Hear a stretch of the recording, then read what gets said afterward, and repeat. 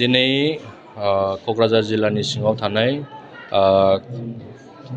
बालाजान थिनालि दालाइसा एबसुनि बानजायनायावहाय गौरां गोजौ फरायसालिनि गासै थाखो 10निफ्राय लानानै बाहाय थानाय फरायसाफोरखौ लानानै सोलोंथाइ सांग्रांथि मेल लानाय जादों। दा बेयो मोनसे जोबोद मोजां हाबाफारि। दा बेनि थाखाय आङो दालाइसा आफादखौ गिबियाव साबायखर जासिदों आरो जोंनि फोरोंगिरि सार मेडाममोनखौ साबायखर जासिदों जोंनो मोनसे बेबायदि सुजुग होनायनि थाखाय।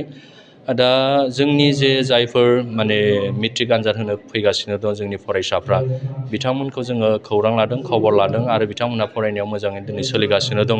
जों दुलाराय बर' फरायसा आफाद हिसाबै जोङो बेखौनो लुगैयो जोंनि साफ्रोमबो फरायसाफोरा गोग्गो देहा लानानै बयबो खेबसेयैनो फैबाय थानाय मेट्रिक आनजादखौ पास जानांगौ। जेखि डिभिसनावनो जाया मानो बिथांमोनहा पास जानानै मोनसे गोजौ सोलोंथाइ लानायनि जे खाबु बेखौ बिथांमोनहा लानो हायो आरो जोंबो मोनसे मोजां एनभायरनमेन्ट होनो हायो, बेखौनो जों दिनै हास्थायदों। दिनै जोङो दुलाराय बर' फरायसा आफाद हिसाबै जोङो साफ्रोमबो जोंनि फरायसाफोरखौ जोङो कुवालिटिखौ दिनै नागिरदों। दिनै मुलुगा नागिरदों टेलेन्ट मानसिखौ दिनै नागिरदों मुलुगा। दिनै जोङो दुलाराय बर' फरायसा आफाद हिसाबै जोंबो जोंनियावहाय जोङो जे माखासे जोंनो गोबां दिनैनि थारिखआव नांगौ, जोङो सासे मोजां IAS IPS दिनै गोबां जोंनो नांगौ, दिनै डक्टर जोंनो नांगौ, दिनै जोंनो इन्जिनियार नांगौ, जोंनो फोरोंगिरि नांगौ, दिनै जोंनि गोबां माखासे ससियेल सार्भिस मोजां बेबायदि हाबा मावग्रा, धोरोमाव माखासे हाबा मावग्रा, फालांगियारि, बिजनेसमेन बेबायदि गोबां जोंनो नांगौ। दा फैबाय थानाय समाव जोंनि जेनेरेसना जोंनि माखासे हारिनो होलांनांगौ बिथांमोना होलांनो हागोन आरो बेखौनो जों दिनै लुगैनानै जोंनि जेनेरेसनखौ मोनसे मोजां लामाजों प्लेटफर्मजों होनायनि गेजेरजों लानानै फैनायनि दुलाराय बर' फरायसा आफादा दिनै खामानि मावगासिनो दङ। दा फैबाय थानाय समाव जोंहा फरायसाफोरनि सायाव फोथायनाय दङ, बिथांमोना सासे सुबुं सम्पद जाहैगोन, आबुं सुबुं सम्पद जानानै बर' हारिखौ गोजौ फारसे लानानै थांगोन। दा दिनै मेट्रिक आनजादा खाथिसै, जोङो बेखौनो जोंनि जिल्लानि सिङाव थानाय गोबां फरायसालिनि फरायसाफोरखौ जों बेखौनो खावलायनो सानदों, बयबो जिहेथु गोसो होनानै फरायो, कनसेन्ट्रेसन होनानै फरायो आरो कन्टिनिउटिखौ खालायो। जोंनि बे मेट्रिक आनजाद बियो मोनसे बिराद टाफ, बिराद गोरा जायो। मानो होनबा मोनसे बिगिनिं, बेयो गोजौ सोलोंथाइ लानायनि मोनसे बे जांख्ला। बेखौ लाखांनायनि उनाव बयबो मोनसे कलेज फरायनाय बा हायार इडुकेसन लानायाव बयहाबो गावबा गाव मोनसे एम दं, थांखि दं हिसाबै जोंनि फरायसाफ्रा बे एम आरो थांखिखौ जाफुंसार जानायाव बयबो गावबा गाव मोनसे लामाजों दावगालांनो हायो। दा बेखौनो जोङो हास्थायो आरो जोङो मोनफ्रोमबो हायार सेकेन्डारियानो जा बा स्कुलानो जा बेवहाय जोंनि फरायसाफोरखौ खबर लानाय बेयो सोलिदों आरो दिनैबो जोङो बेवहाय खबर लाफैदों। जोंनि फरायसाफ्रा खुब मोजां मोनसे रेसपन्स होदों आरो बे फरायसाफ्रा फरायनायावबो मोजां, जोंनि फोरोंगिरि सार मेडाममोनहा बुंदों।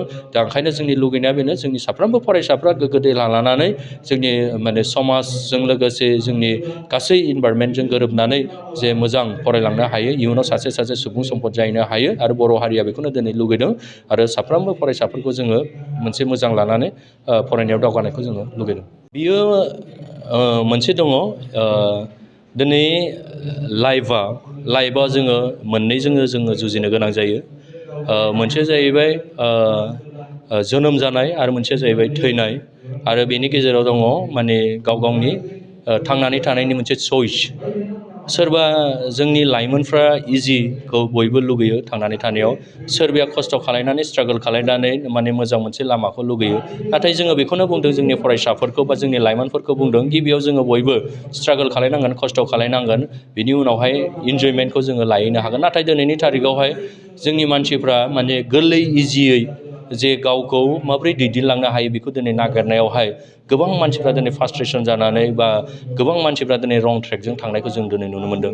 जाय जिनिसफोरखौ दिनै जोङो फरायबाय थानाय समाव माखासे जोङो सोलोंनांगौ, जोंनि स्किल सिङाव हाबखोमानानै थानाय बेखौ जोङो दिहुननांगौ बा दिन्थिनांगौ, बे समावनो नाथाय दिनैनि थारिखआवहाय गोबां मानसिफ्रा बायदि ड्राग्स जानाय, जौ लोंनाय बा दिनै इन्जयमेन्ट खालामनाय, रंजानाय बेबायदिजों दिनै गोदोफबनानै थायो। बेबायदि थानाय समाव जोंनि माखासे साम पारसेन्ट दिनै लाइमोनफ्रा दिनै बेबायदि गावखौ स्पइल खालामनानै लानाय बा गोबां मानसिफ्रा बेबायदि लोंला जालाजोंनो दिनै एक्सिडेन्ट जानानै थैनाय मानाय बेखौ जों दिनै नुनो मोनदों।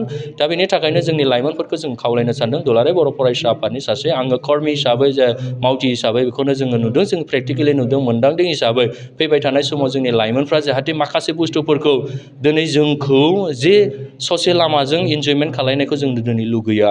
जोंनो नांगौ लं सासे मोजां थांनानै थानाय बा समाजखौ दैदेनलांनाय मोनलांनाय बा माबा मोनसे मावनानै गावखौ सासे रोंखा राखा खालायनाय बा जोंनि जे हारिखौ रिप्रेजेन्टेटिभ गोजौ फारसे लानानै थांनाय बेबायदिखौ जों दिनै लुगैदों। बेनि थाखायनो जाय मानसिफ्रा दिनै बेबायदि निसा बा फेग्रा मुवा बाहायो दिनै बेफोरनिफ्राय गोजानाव थानांगौ आरो बयबो जोङो बेनिफ्राय माने मुक्त मोननो थाखाय जोंनि बयबो बे समाजाव थांनानै थानाय सुबुंफ्रा दिनै खामानि मावनांगोन आरो बेनि थाखाय बयबो लैहोर लैहोर जोङो बेफोरखौ एभयड खालामनो थाखाय जोङो बयबो रेसपन्सिबिलिटि दायथ'खौ लानानै खामानि मावगोन जों बेखौ दिनै लुगैदों आरो फैबाय थानाय समाव निस्सय जों सानसे मुक्त जागोन बे ड्राग्स जौ जुवानिफ्राय आरो जोङो हारिखौ गोजौ फारसे लानानै थांनायावहाय जोङो बयबो रेसपन्सिबिलिटि दायथ' लानानै खामानि मावगोन जोंहा बेखौ फोथायनाय दङ। Thank you. बेयावनो आङो दिनैनि जे खौरां बुथुमगिरि मानिजाथाव मिडिया नोंथांमोनखौ बरायनानै लाग्रोबाय बालाजान थिनालि दालाइसा दुलाराय बर' फरायसा आफादनि जानानै। दा बेवहाय जोङो बालाजान थिनालि दालाइसा दुलाराय बर' फरायसा आफादा जोंनि जे बड'फा गोजोरथियारि सोलायनाय जे मावथांखि बेजों आरो सोलोंथायारि सांग्रांथि मेल बे हाबाफारिखौ दिनैनिफ्राय जोङो बालाजान थिनालि दालाइसा दुलाराय बर' फरायसा हिसाबै जागायबाय। दा बेवहाय जोङो जोंनि जे ओनसोलनि सिङाव थानाय बा बालाजान थिनालि दालाइसा दुलाराय बर' फरायसानि सिङाव थानाय जोंनि साफ्रोमबो जे फरायसा फंबाय बिनानावमोनखौहाय जोङो मोनसे मोजां केरियार दानायनि जे फैबाय थानाय समावहाय जोंनि फरायसाफ्रा माबोरैहाय मोजां जाहैनो हायो बिनि सायाव जोङो गेबेंथारै जोङो सावरायलायनाय जादों। दा बेवहाय जोङो बालाजान थिनालि दालाइसा हिसाबै जोंनि जे दिनै गौरां गोजौ फरायसालियाव जोङो बे हाबाफारिखौ सेथि लानाय जादों दिनै 7 जानुवारि। दा बेवहाय जोङो थांनाय जे 3 जानुवारियाव जोङो जोंनि मोनसे मावथि जथुमनि जे थांखि बायदियै दिनै जोङो नैबे बालाजान थिनालि दालाइसा दुलाराय बर' फरायसा बा दिनैनि जे सोलोंथायारि सांग्रांथि मेल बे हाबाफारिखौ लानाय जादों। दा बेवहाय जोङो गाहाय आलासि महरै जोङो बाहाय हांख्रायनानै लाबोदों जोंनि क'क्राझार जिल्ला दुलाराय बर' फरायसा आफादनिनो मानगोनां गाहाय नेहाथारि मुस्रि खाम्फा बसुमतारी आरो बेजों लोगोसेनो बाहागो लाफैदों क'क्राझार जिल्ला जे एबसुनिनि ब्रैथि नेहाथारि मानगोनां मनजित दैमारि, बेजों लोगोसे सानसुमा बसुमतारी औवाबारि आनसलिक एबसुनि आरो बेवहाय जोङो जोंनि जे गौरां गोजौ फरायसालिनि जे लोगो गाहाय फोरोंगिरि मानिजाथाव सान्तनु ब्रह्म सारखौहाय जोङो बे बेखेवगिरि महरै बाहागो लानायखौ जोङो मोनदों। दा बेजों जोंनि जे बालाजान थिनालि दुलाराय बर' फरायसा आफादा बेखौनो खावलायनो लुगैदों जे जोंनि साफ्रोमबो जे फरायसा फरायसुलि फंबाय बिनानावमोनहा जाहाथे गाज्रि हुदानिफ्राय गोजानाव थानानै जोंनि जे फरायनांगौ जे फरायसानि जे मावनांगौ थांखि बे थांखिखौहाय जोङो बयबो लायो बेखौनो आङो फरायसाफोरनिसिम खावलायहरदों। मानो होनोबा आथिखालाव जोंनि जे फरायसा फरायसुलि फंबाय बिनानावमोनहा फरायनाय हुदाखौ जे गारनानै माखासे गाज्रि बिथिङाव जेरै ड्राग्स जानाय बा जौ लोंनाय बैफोरबायदि गान्जा जानायाव माने बांसिन जोङो फरायसाफोरखौ जोङो बांसिन नुनो मोननाय बायदि बेखौ नुनो मोनगासिनो दं। बेनिखायनो जाहाथे बैफोर गाज्रि बेसाद एबा निसा बुस्थु जानायनिफ्राय जोंनि फरायसाफ्रा गोजानाव थायो आं बेखौनो बुंदों। लोगोसे जोंनि जे गासैबो ओनसोलनि जे फंबाय बिनानाव जे फरायसा फरायसुलिनि दिथागिरि बिथांमोनखौबो आङो बेजों लोगोसेनो खावलायहरनो लुबैदों। मानो होनोबा जोंनि जे फरायसा फरायसुलिफोरखौ जे दिथा होनांगौआ जोंनि गिबिथारै जोङो न'खरावनो जा बिमा बिफायानो जोंनि गारजेन हिसाबै बिथांमोनखौ नायनांगौ जायो फरायसाफोरखौ। दा बेवहाय फरायसाफोरखौ नायनांगौ जायो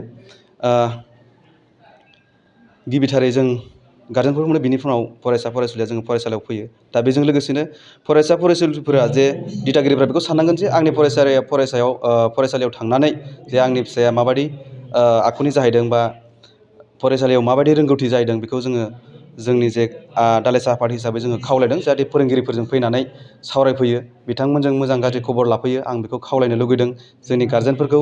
जोंनि ओनसोलाव जाहाथे मोजां फरायसा फरायसुलि डक्टर इन्जिनियार ओंखारनो हायो बिनि थाखायनो जोङो दिनै जोंनि जे थांखि बायदियै जोंनि दुलाराय बर' फरायसा आफादनि जे थांखि बायदियै जोङो दिनैनि नैबे बड'फा गोजोरथारि जे सोलायनाय मावथांखि बे हाबाफारिखौ दिनै लानाय जादों। दा आङो गोलावथार बाथ्रा बुंनो सानासै बे हाबाफारियावहाय जोङो फरायसाफोरखौ जोङो थाखो 10 निफ्राय जोङो सा 37 जे फरायसाफोरखौ जोङो मोननो हादों आरो बेजों लोगोसे थाखो 9 आवहाय सा 28 लोगोसे थाखो 8निखौ जों लाफानाय जादों जे जोंनि उनाव थांनाय समफोराव जोङो थाखो 8निखौ जोङो लानाय जायाखैमोन। देग्लायनिफ्राय जोङो थाखो 8निफ्रायनो लानाय थाखो 8आव जोङो दा सा 39 फरायसाफोरखौ मोननो हादों। गासै 104 जे फरायसाफ्रा दिनैनि जे सोलोंथायारि सांग्रांथि मेल बे हाबाफारियाव बाहागो लादों। बेखौ लागोन जोङो दिनै जे गिबिथारै जोङो गौरां गोजौ फरायसालियाव आगारनाय जाबाय। बिनि उनावहाय जोङो जोंनि जे दालाइसानि सिङाव जे गंथाम जे फरायसालि दङ नैथियाव जोङो बेखौनो सानो जे जा बड'लेण्ड एकाडेमि दङ बेजों लोगोसे बड'फा मेम'रियेल दङ जोङो बे गंनै फरायसालियावबो जोङो लाबावगोन जों थारिखखौ जोङो थि खालामनाय जादों जोङो फैबाय थानाय जे 14 जानुवारि जों बेवहाय बड'लेण्ड एकाडेमियाव जोंनि जे हाबाफारि बे सोलोंथायारि सांग्रांथि मेल हाबाफारि बेखौ जोङो लानाय जागोन आरो 21 जानुवारियाव जोङो बड'फा मेम'रियेल जे फरायसालि बेवहाय जोङो बे हाबाफारिखौ लानाय जागोन।